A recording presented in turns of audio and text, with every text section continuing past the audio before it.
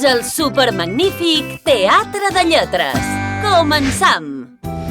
Avui veurem i escoltarem el so de la lletra X. En Xavier explora la Xina amb el seu cotxe. Després de l'excursió, està exhaust. Té la panxa buida. Es dirigeix cap a un restaurant de luxe. En Xavier demana xocolata amb xurros. El cuiner xinès li du peix amb carxofes.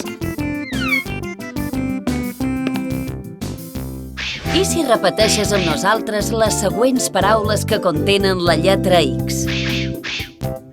Panxa, Panxa, xocolata, xocolata, xurros, xurros, peix, peix, carxofes.